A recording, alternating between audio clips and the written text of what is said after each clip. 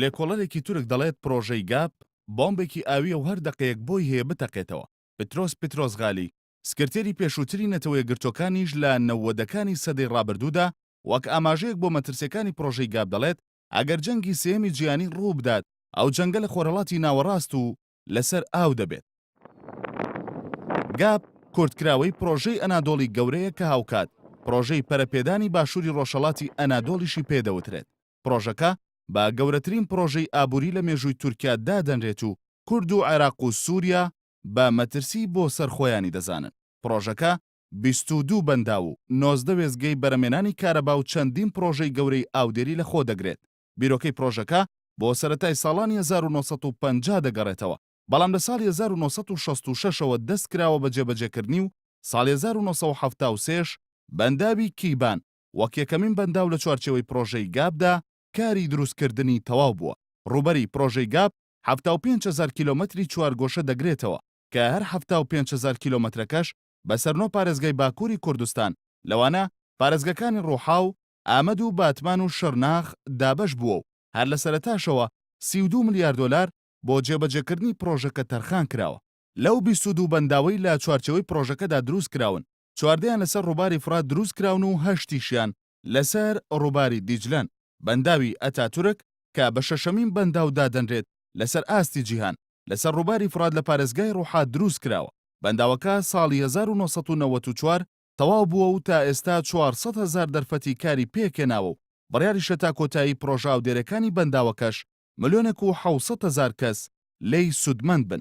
گەورەترین بەنداوی سەر ڕووباری دیجلەش بەنداوی ئیلیسیۆیە لە ناوچەی حەسەنکێفی پارێزگای باتمان کە پێشبینی دەکرێت تا کۆتایی 2016 تەواو بکرێت. بەپێی پرۆژەکە بەنداوی ئیلیسۆ دەتوانێت لە 140 ئاوی دیجلە گل بداتەوە. بەپێی هەندێک پێشبینیەکان پرۆژەی گاپ تا ساڵی 2025 تەواو دەبێت و با تەوابوونی پرۆژەکەش تورکیا دەتوانێت 27,000 مێگاوات کارەبا لەو بەنداوانە بەرهەم بهێنێت. پرۆژەکە بۆتە هۆی ئەوەی تورکیا لە ڕووی کشتوکاڵیەوە گەشەیەکی زۆر بەخۆوە ببینێت و بەپێی ئامارەکان توانای هەناردەکردنی بەرهەمە کشتوکاڵەکانی تورکیا بەهۆی پرۆژەی گاپەوە بۆ 2 هێندە بەرز بۆتەوە. پارتی کرێکارانی کوردستان پەکەکە هەر لە سەرەتاوە دژی پرۆژەکە بوو، پێیان وایە پرۆژەکە مەترسی بۆ سەر کورد دروست کردووە. ئەو مەترسیانەش بریتین لە یەکەم گۆڕینی دیمۆگرافیای ناوچە کوردیەکان بۆ پێی بەهۆی دروستکردنی بەنداوەکانەوە بە سەدان هەزار کورد ناوچەکانی خۆیان جێهێشتووە و لە بەرامبەریشدا بە دەیان هەزار تورک بۆ کارکردن لە پرۆژەکەدا هێنراونەتە ناوچەکە. بە پێی هەندێک لە ئامارەکانیش تا تەوابوونی پرۆژەکە 6 ملیۆن کورد ناچار دەبن ناوچەکانی خۆیان جێبهێڵن.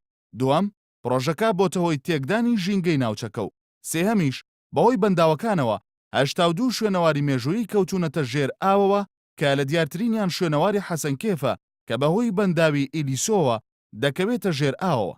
پرۆژەی گاپ جگە لە کورد بۆ سەر عێراقیش مەترسی گەورەی هەیە.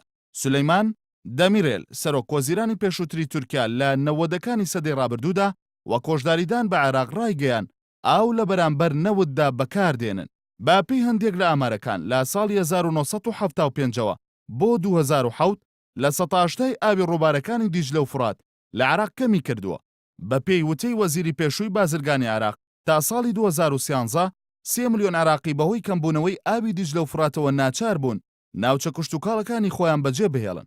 جگە لە زیانە کشتوکاڵەکان کەمکردنی ئاوی دیجلە و فرات بۆتە هۆی تێکچوونی ژینگەی عێراق. بە پێی هەندێک لە لێکۆڵینەوەکان هۆکاری سەرەکی دیاردەی خۆڵبارین بۆ کەمبوونەوەی ئاوی ئەو دوو ڕووبارە دەگەڕێتەوە.